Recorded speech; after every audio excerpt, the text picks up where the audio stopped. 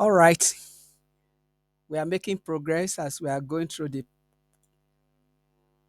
this past question. So just remember that you have opportunity to book an online coaching class for yourself or for your word with me using this form that is attached to the description in this video. I want you to like and subscribe and share the video. All right, so let's see. Let's go to the next question. That is question number 5. Very good. Question 5, figure 5.1 show two containers, each filled with hot water.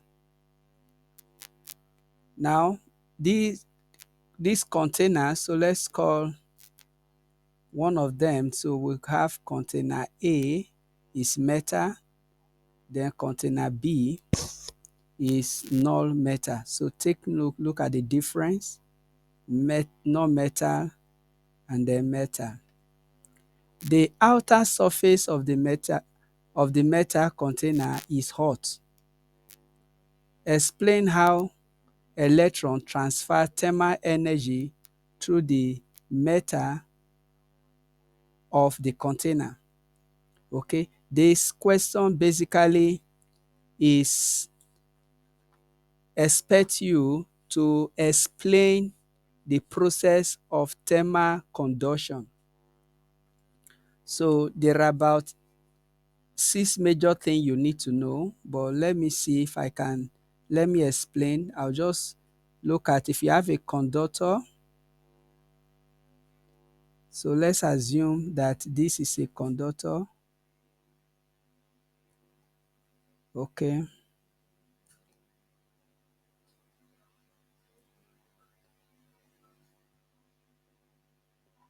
Okay, so this is a piece of conductor, and then it has the particle that are closely packed.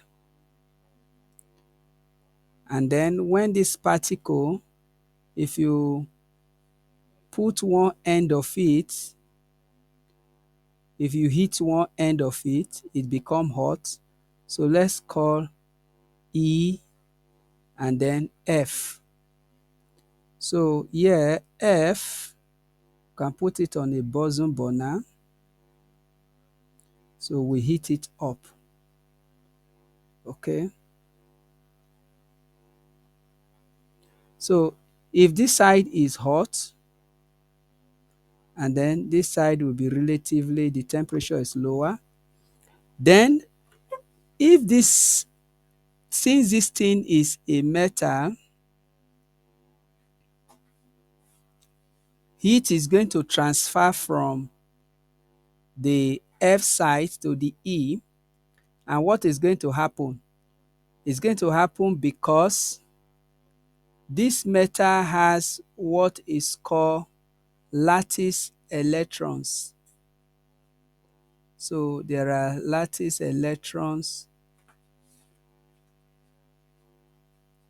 So it has electrons, and then these lattice electrons are also called delocalized electron, or they are called mobile electron, or they are called free electron. So this free electron, these atoms vibrate in one particular location, so we call it lattice vibration. When the side F is hot, the particle will vibrate in one fixed location, and as they vibrate, they help to transfer the thermal energy to the next particle. So if we call this one particle 1, 2, 3, 4, 5, 6, 7. So if 1 vibrates, it passes the energy to B, pass the energy to 3, pass the energy to 4, 4 will pass the energy to 5. That is through the process of lattice vibration. And then also, the free electron are, once this side become hot, they acquire energy and they flow to the cold part. And as they are going, because as they are flowing, they carry energy with them. So for the metal to be able to become hot, that means the water that is inside the metal, heat transferred from inside to the wall outside. So, and then it's going to pass through the metal. So the metal is a conductor. So explain how electron transfer thermal energy from the metal of the container. So we'll now say metal has free electron.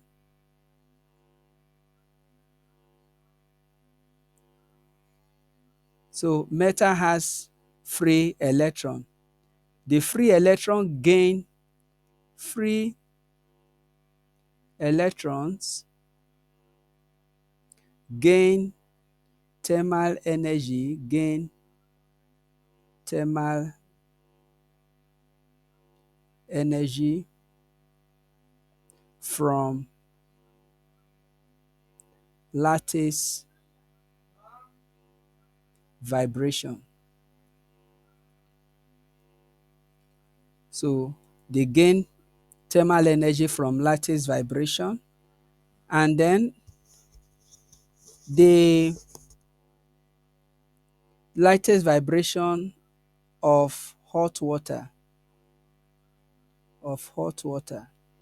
So they gain thermal energy from the lattice vibration of hot water.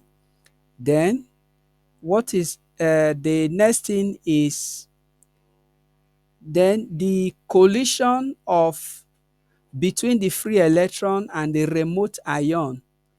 So that is one step. Then step 3, as the electron is moving, so if this electron move from this location to this place, there is bound to be collision.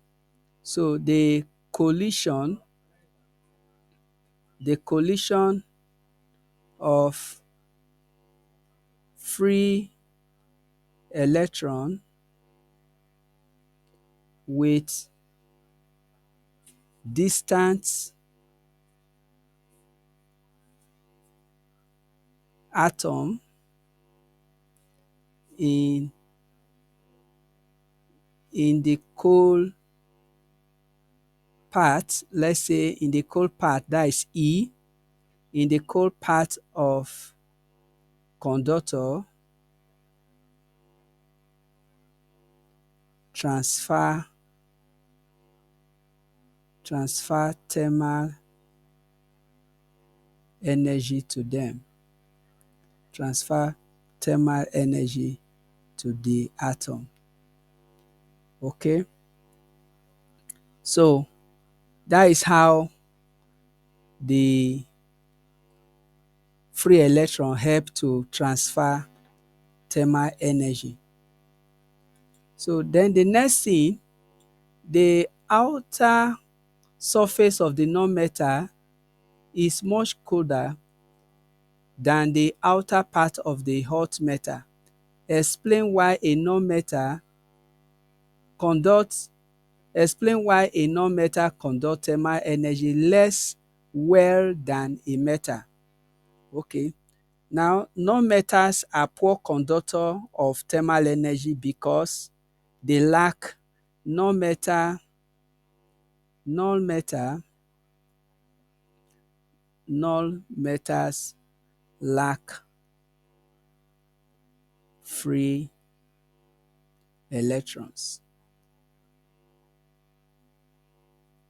So they lack free electron, and the electrons that are present in them are attached to the ions of the metal with very strong intermolecular force. So it's difficult for the electrons to be delocalized. So they don't have free electron that can help to conduct heat. Explain in terms of particle why gas are poor thermal conductor compared to non-metals. Now, particles of gas, the conduction, when we talk about conduction, we are talking about contact. So conduction, this is contact. So if this, in this case now, this is non-metal. In non-metal, the atoms are in contact. So this is for non-metal. You can see that the atom A, B, C, they are in contact. So the atom are in contact, so conduction can take place, though not fast.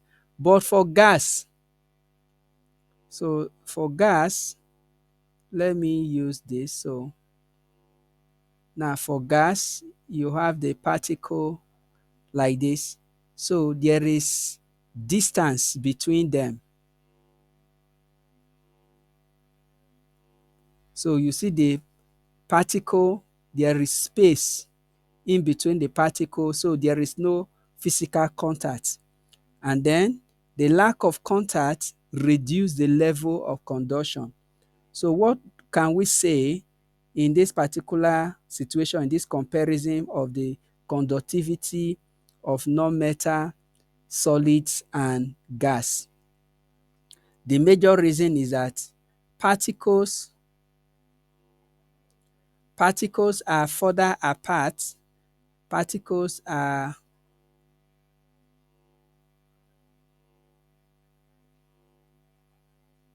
further apart in gas, and then fewer particles collision to transfer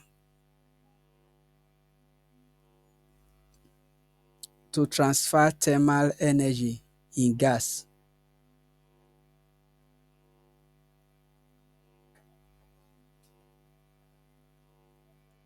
And then thirdly,